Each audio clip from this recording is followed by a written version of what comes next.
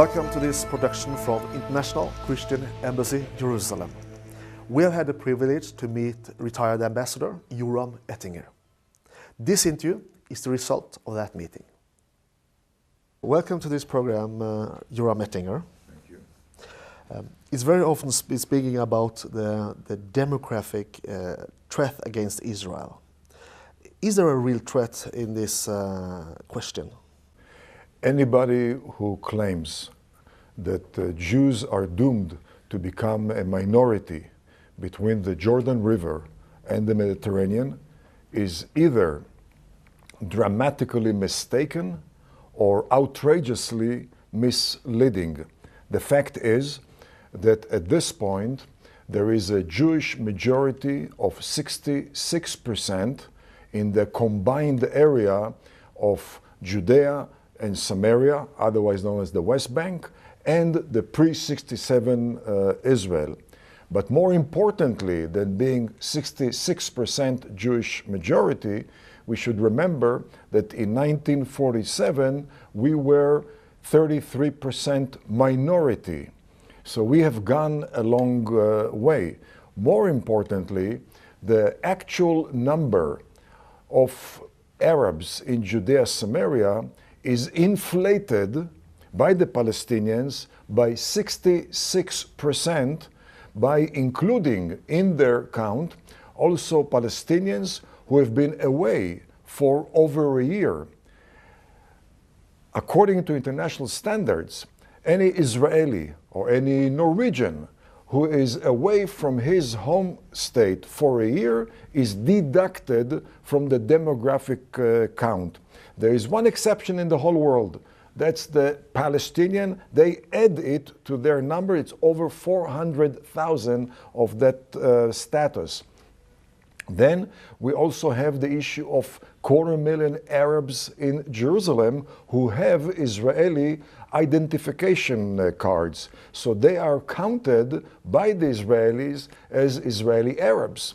But the Palestinians count them as West Bank Arabs, and therefore they're doubly counted. One time as Palestinians and one time as Israeli Arabs. That's additional 250,000 that must be deducted.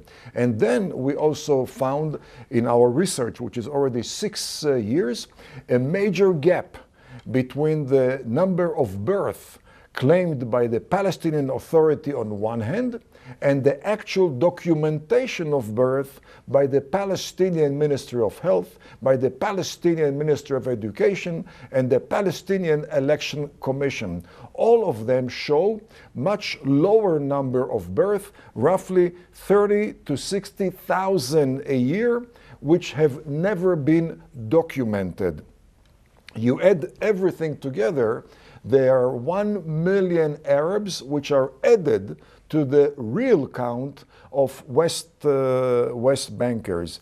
And last and not least, during the last 20 years, due to very successful integration by Arabs into the different infrastructures in Israel, education, health, finance, agriculture, politics, culture, art, sports, there has also been integration demographically. Arabs have come down very close to European fertility rate. We have seen at the same time Jews are coming up, surging in the strongest way anywhere in the Western world. Today, Jewish fertility, number of Jewish babies per woman, is higher than most of the Arab world.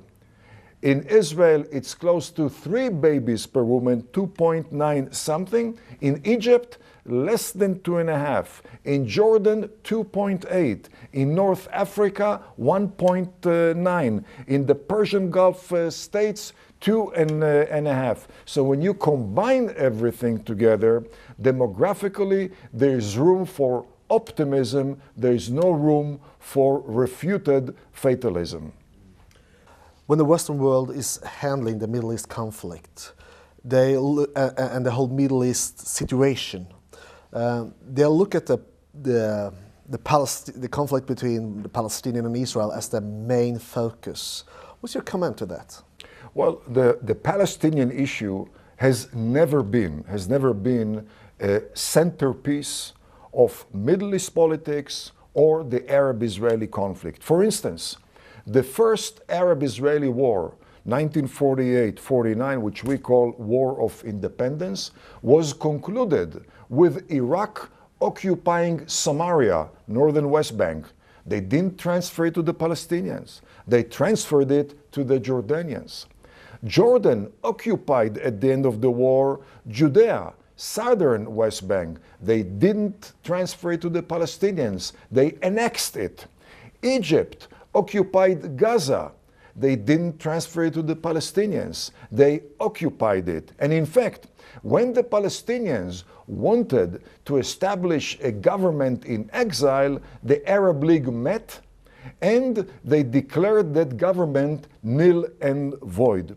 Moreover, when it comes to Arab policy, not only hasn't the Palestinian issue been the centerpiece of Arab policy, but Arabs are very, very concerned about Palestinian impact on stability in their own country. And the reason is because in the 1950s, Abu Mazen, Mahmoud Abbas, and Arafat were expelled from Egypt because of their subversive activities.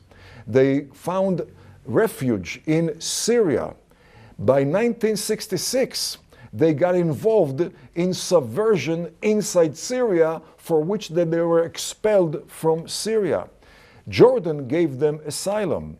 By 1970, they tried to topple the regime in Amman, for which King Hussein reacted in what we call Black September, and the PLO, under the leadership of Arafat, later on Abu Mazen, was expelled to Lebanon. In Lebanon, it took them 2-3 years, and they plundered and raped, literally speaking, southern Lebanon, and then they moved into Beirut. By 1975, they tried to topple the government in Beirut, which triggered the Syrian invasion into Lebanon, which produced the Black June, another defeat by the PLO in the hands of Arabs. And the latest chapter of PLO treachery or PLO subversion against Arab regime took place in Kuwait. Kuwait was the country which gave Arafat and Abu Mazen and their friends asylum throughout the years after the 1950s. They allowed them to bring to Kuwait 300,000 of PLO members and supporters and relatives. But in August of 1990, when Saddam Hussein invaded Kuwait, the invasion was spearheaded by the PLO. PLO unit stationed in Iraq led the invasion of Kuwait. That was the reason when Sheikh Sabah of Kuwait was reinstated by the Americans, the first thing he did, he expelled from Kuwait 300,000 Palestinians, and that's the reason when the Arab League met in April of 2010 in Tripoli, Libya, to discuss the issue of Jerusalem, when Abu Mazen, Mahmoud Abbas, got up and started speaking, most Persian Gulf leaders left the hall. They still remember and they don't forgive. Last and not least, the assumption that the PLO somehow is a centerpiece of Middle Eastern affairs. We just had turmoil in Tunisia, nothing to do with the Palestinian issue. We just had change of policy the last 8 years or so in Turkey, from pro-Western to very, very Islamic regime. Nothing to do with the Palestinians. In Iraq, there is terrorism. In Afghanistan, nothing to do with the Palestinians. We have problems in Egypt on the eve of the departure of Mubarak from Egypt. And once again, the agitation has nothing to do with the Palestinians. The bottom line is that the Palestinian issue has never shaped Middle Eastern politics, has never triggered the Arab-Israeli war. In fact, it hasn't been the cause for anti-Western Islamic terrorism, and you can see that, for instance, I would say classically, back in 1983, when 300 US Marine soldiers were murdered by Muslim Shiite terrorists collaborating with Palestinian terrorists, by the way.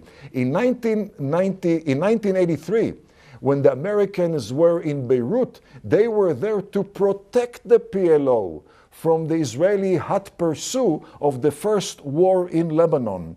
American tanks stopped the Israelis. American soldiers intervened on behalf of the PLO, but that was the time when Muslim terrorists choose to murder 300 Americans, because it has nothing to do with Israel, it has nothing to do with the Israeli policy, with the Palestinian issue, it has had nothing to do with even the existence of the Jewish state. What do you believe is the reason for why the Western world is putting the Palestinian issue so high? Well, I would say primarily because of oversimplification. There is a systematic, flawed Western policy in the Middle East. And those flaws, those dramatic errors by the West have been the result of fundamental misunderstanding of what the Middle East has been all about. Give you just few examples. Saddam Hussein's invasion of Kuwait. Until the day of the invasion, the Western world supported Saddam Hussein, and the Western world referred to Saddam Hussein as a constructive leader, and the Europeans and the Americans exported to Saddam Hussein very sensitive security systems which facilitated the invasion of Kuwait, provided Saddam with billions of dollars of loans, all of which collapsed upon the invasion of Kuwait, which should not have surprised anybody because the writing was on the wall. But for those who are enmeshed with wishful thinking, you take Khomeini. When Khomeini was in exile in Paris, he was courted by the entire Western world. And Western leaders spoke about the old man in exile in Paris and about the cruel, vicious Shah of Iran who rules with an iron fist. He rules Iran. And they ushered in the Khomeini regime, and they facilitated stabbing the Shah in the back because the Shah was very, very pro-Western leader. And the day after, the Western world woke up to witness that Khomeini became the #1 enemy of the West. And certainly with the Oslo process, together with a very mistaken Israeli government, the entire Western world cherished and in fact worshipped Arafat as a prophet of peace, as a messenger of peace. And Arafat received the Nobel Prize in Oslo for his contribution to peace, only to wake up again the following day to find out that that Oslo process and that Nobel Prize to Arafat in fact facilitated the development of an unprecedented hate education, which was established, by the way, by Mahmoud Abbas, by Abu Mazen, then the deputy of Arafat, only to find out that the person who received the Nobel Prize by Western societies, by West Europe, by people who cherish Western liberal ideas, they gave a Nobel Prize to an arch-terrorist, which later on everybody realized. The guy is a systematic violator of all commitments, as he was Arafat, as is today his deputy Abu Mazen. But again, that's another example of the oversimplification by the Western world. And certainly being so overly simplified, one wants to believe that resolution of conflicts is very, very easy. If you only yield and concede, the other side appreciates it. It doesn't always happen in Western societies. It never happens in third world societies. And in the Middle East, when you concede, you exhibit weakness and you only whet the appetite of the adversary to radicalize terrorism and radicalize demands, which leads to further war. And the proof is with the Oslo process. Never has a so-called political process, peace process, produced so much terrorism, so much hate education, and so much bloodshed, driving us farther and farther from peace instead of the original aim, which was to produce peace. What do you believe is the aim for the leadership of the Palestinians? Well, the aim is very obvious if you follow their education. The education since settling in the West Bank and Gaza has been hate education, anti-Semitic, anti-Israel, anti-Western, specifically anti-American. I firmly believe that which we share with our children, that which we educate our children, reflects most authentically who we are and what is our real goal, real vision. Hate education is the vision of the Palestinian Authority, Abu Mazen and his colleagues. Moreover, you can read their so-called mandate, the covenant of the PLO, which specifically does detail the vision, and that is the elimination of the Jewish state. Moreover, you can find out the notion of the claim of return. The Palestinians have a claim of return, not returning to the West Bank and not return to Gaza, but return to the coastal plain of Israel, to the Galilee, to the Negev. That claim of return is the inner philosophical truth of the Palestinian movement. The bottom line, we're not talking about a conflict over the size of the Jewish state. This is a conflict over the existence of the Jewish state. And our neighbors, and specifically the Palestinians, never accepted the existence of a Jewish state, which, by the way, is not something which is reserved only to the Jewish state, because Islam fundamentally does not tolerate sovereign existence of any non-Muslim entity in what they call the abode of Islam. And as far as they are concerned, the Middle East is supposed to be the abode of Islam. Therefore, Christians are oppressed in Egypt. Therefore, Christians hardly left in Iraq because they ran away.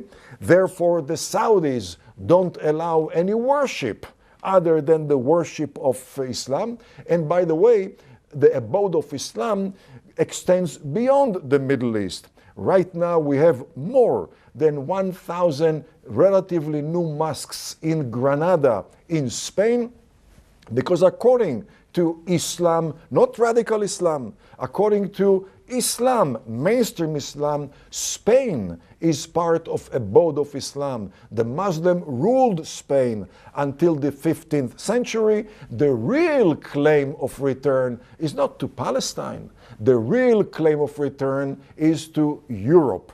And we have seen it in Spain, especially in southern France, in parts of Italy, and gradually all over Europe. And therefore, as far as Israel is concerned, we are the canary in the coal mine. If people in Europe want to understand what is in store for them as far as Muslims is concerned, watch the way Muslims treat the Jewish state. That's exactly what is reserved for Europe when and if the Muslims have a chance.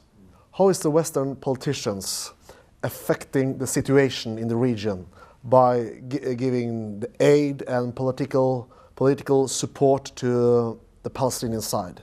Well, we have seen since Oslo 1993 a very obvious Western pattern of refusing to learn from history by refraining from mistakes, but insisting on learning from history by repeating mistakes. I can tolerate, I can understand a person who had hopes during the signing of the Oslo Accord. I thought then that the writing was on the wall, but there were people who did not see it. But how can one understand anybody who after almost 18 years notices the systematic refuting of that Oslo exercise and the fact that the process has produced more evil than it was originally supposed to cure or to resolve? The insistence by Western countries to repeat mistakes and to extend a hand to educators of hate education, the Palestinian Authority, educators which produced or provide manufacturing lines, therefore, for more and more suicide bombers and terrorists, sends a signal to the Palestinians. Not only can they get away with murder, they are being rewarded for murder. And certainly, one cannot expect when you throw a part of your body to a shark for the shark to become vegetarian, but rather for the shark to accelerate the chase of the poor human being. The same thing applies to terrorists in general and terrorists in the Middle East in particular. When they see the appeasement by the West, they are emboldened and they are adrenalized, and they only intensify and exacerbate their demands and, most importantly, tragically, their terrorist acts. One of the main accusations against Israel is that they are illegally occupying Palestinian territories and violating the UN Resolution 242.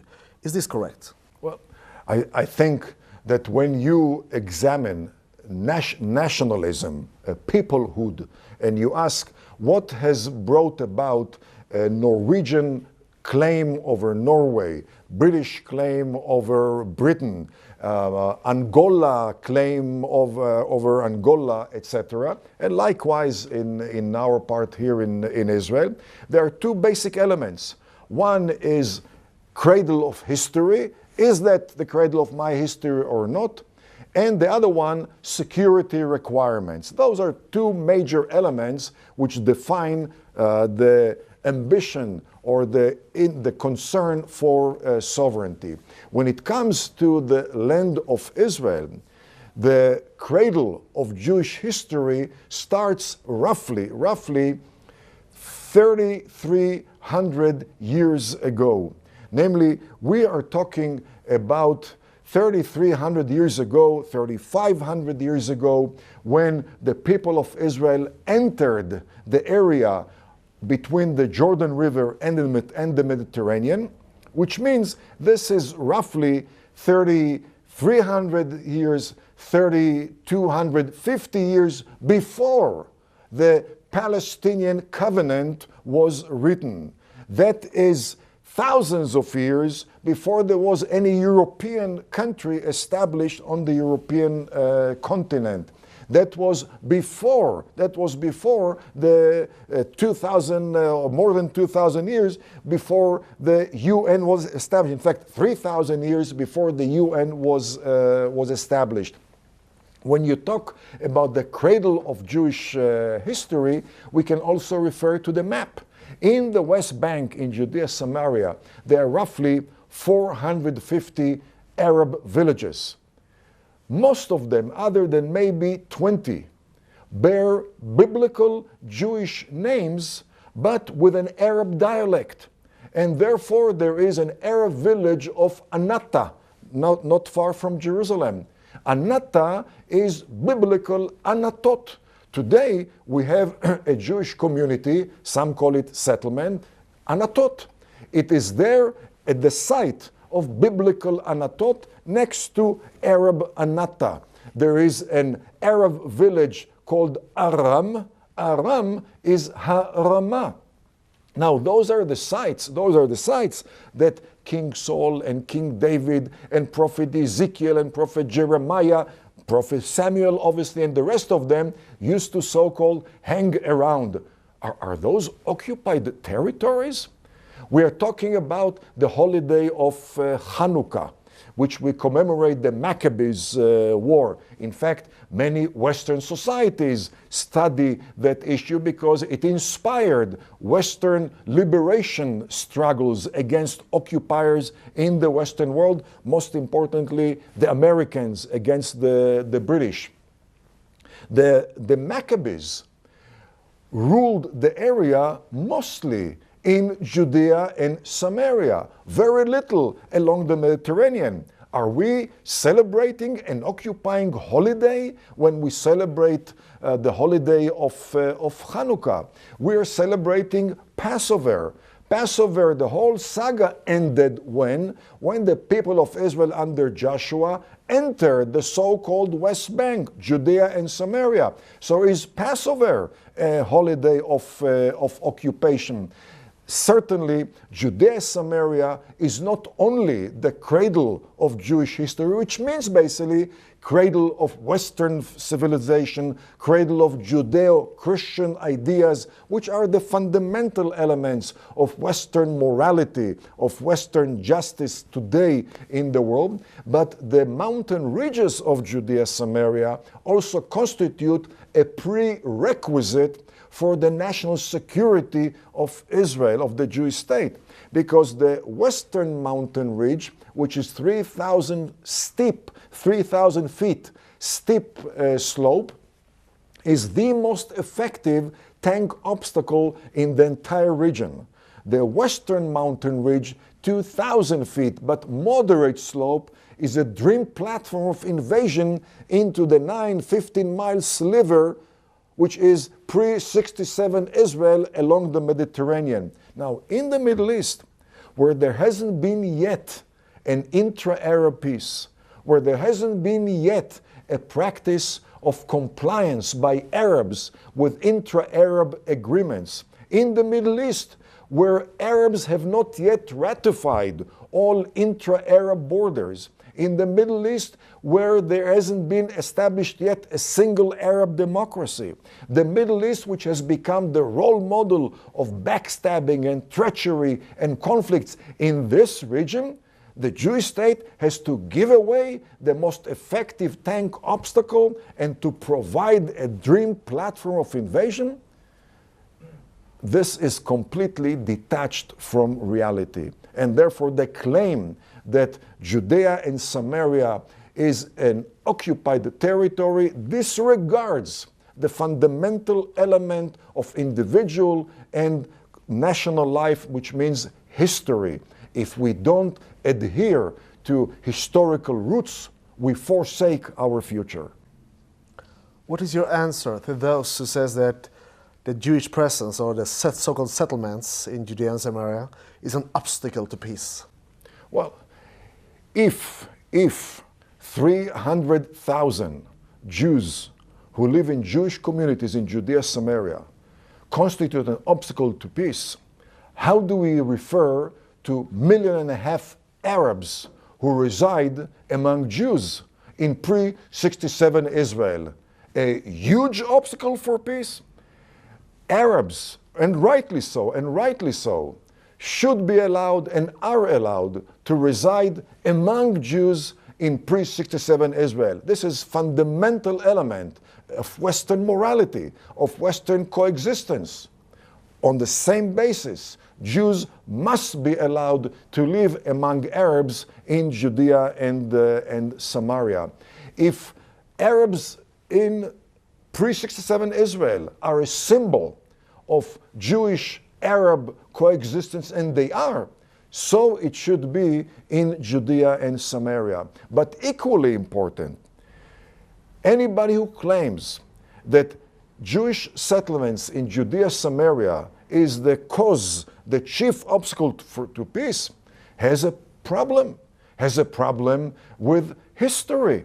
Because the first Arab-Israeli war, which started when the Arabs refused to accept the establishment of a Jewish state in 1948, was established 19 years before the first Jewish settlement was established. How come there was a war?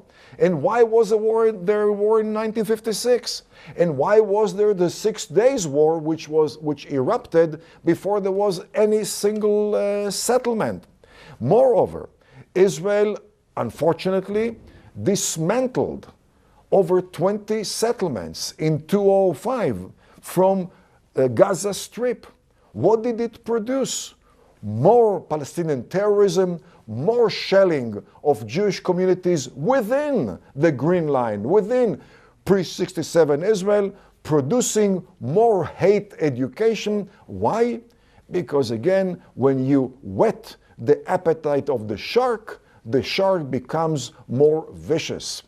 Anybody who pressures Israel to concede to the Palestinians, anybody who refers to legitimate Jewish existence in Judea and Samaria as an obstacle to peace, is not providing water to quell the fire in the Middle East. In fact, is adding fuel to that fire. Thank you for coming to this program. Thank you very much.